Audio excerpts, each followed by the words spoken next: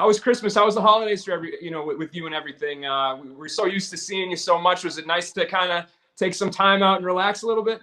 Yeah, but the time is done, so now it's time to get back to work. So the holidays were fun. Today's actually my son's birthday, so we'll celebrate that. And then back at it like a jackrabbit, baby. Well, no slowing down for me. No rest for the wicked. yeah, well, happy birthday to him. And I also, this time of year, right, it must have been interesting for you because I think you're really starting to feel the love on social media. I think even we've noticed it, with the tweets we put out, the stories. People are digging you right now, man. The end of the year awards have come and are rolling out and everything. Have you felt the love? Have you felt that uptick in fan interest? Yeah, I mean, it's been pretty cool. I mean, getting a whole lot of love right now. More love than hate, so that's always great.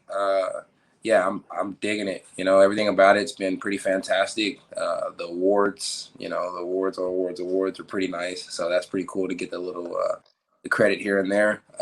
So definitely can't complain. I'm loving it. It seems like you were kind of swept the board in terms of like a breakthrough fighter award, things like that. But when it came to fighter of the year, the two guys that everybody was talking about was yourself and Davison Figueiredo. What did you kind of think of that debate? Obviously being somebody that's involved in it, I think you would offer a biased perspective. But can you just kind of talk to me about that a little bit? Nah, Diego's a champ. He kind of did something that most champs don't want to do. He fought back to back. Stepped up when nobody else wanted to step up. I had been saying, at the end of the year, I was like, hey, if he wins this fight, that we both fighting on the same night. But no matter what, as long as he wins, didn't matter in what fashion. As long as he won, I felt he got fighter of the year without a doubt. So, yeah, hats off to that guy. It's different when you're the champ doing it. So, props to him. Yeah. Well, interestingly enough, this is an interesting segue that you just led me into here. We've yet to announce our male fighter of the year, but I've been delegated to do so. And just looking over, this will be the 9th time that we do it. 2013, Chris Weidman. 2014 was Robbie Lawler. 2015, Conor McGregor. 2016, Cody Garbrandt. 2017, Max Holloway. 2018, Daniel Cormier. 2019, Israel Adesanya. And 2020, I would like to congratulate you on behalf of the entire MMA Junkie staff as the MMA Junkie 2020 Fighter of the Year, man. So I know you're trying to show some class and give it to Figueiredo, but we picked you, man. So congratulations. Some breaking news here. Yeah, I super appreciate that. That's dope. Thank you. That's big. Might have to add an extra tattoo. MMA Junkie, baby. Yeah, so there you go, man. Talk to me about the spectacular year that you had, because 5-0, not many people can do that in a year. You did it in 7 months. So have you had time to kind of kick back? And I know you're always forward, but have you kind of taken a step back to appreciate what you accomplished this year? Yeah, I mean, I've had Christmas to really indulge and have fun and let the family, reap the benefits. And that, to me, is the amazing part. The family has been able to be in a better position than we've been in a long time. And for me, that's what truly matters. The circles, you got an inner circle, you got an outer circle, and you got another circle.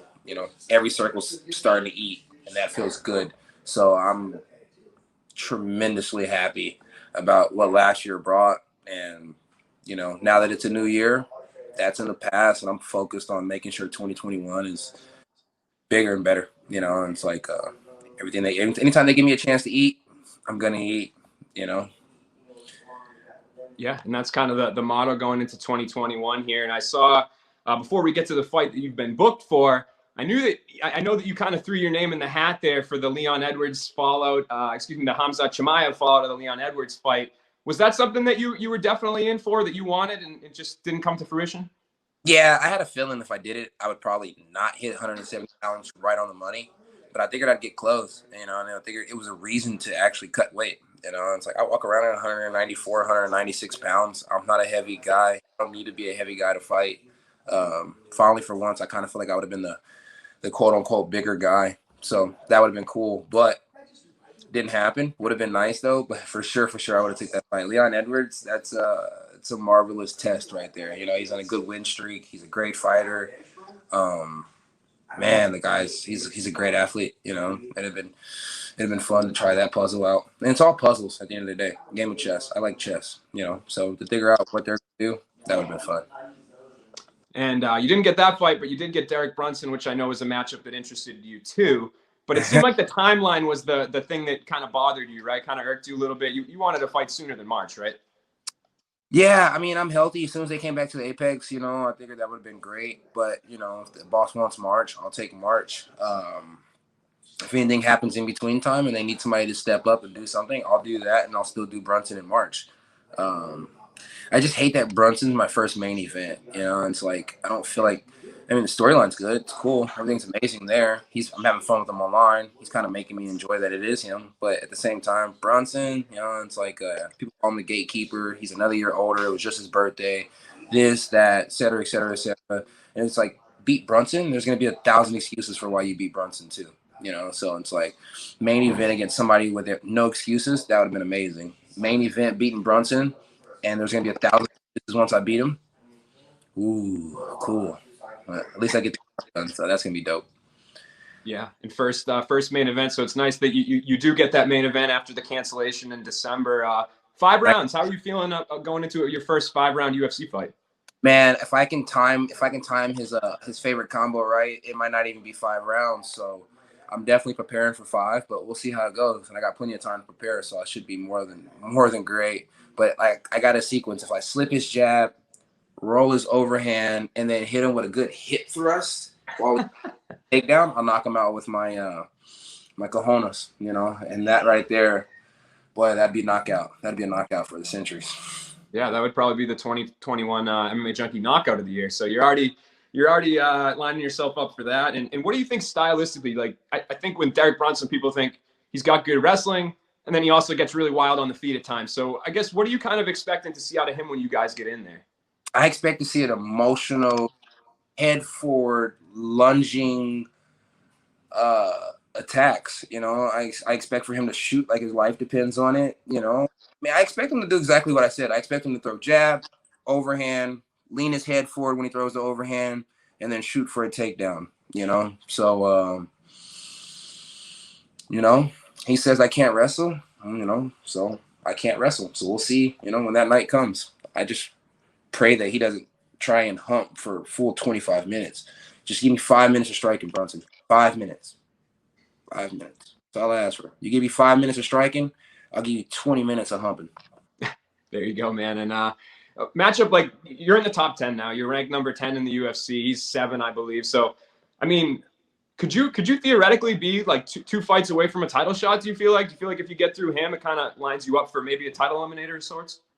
I mean, the history of the 185 division over the past few years has been beat Brunson, get a title shot. So yeah, I think so. That is true. Yeah, history does have a way of repeating itself. And I got to ask you too about your buddy Hamzat Chimaev, which you guys seem to be tied. Even like what we were talking about the awards, right? Everybody's talking about breakthrough fighter, stuff like that. And Dana White actually, I think, was recently asked about would you guys ever fight, and he said, "Nah, I don't think so because they're in different divisions right now." So do you feel like that's a matchup? No, or not. No. Nah, it's you know what? I can't tell you what'll happen in the future. He goes to 170, he goes to 85. I'm a 185er, and I also still believe that I can make 170 pounds. I'm not going to cut my leg off to make 170 pounds for something that's not worth it. A last second fight when I had a fight lined up in March. Lord knows how I love to fight. Yeah, I would have did that just because I love to fight. I'm just that type of person.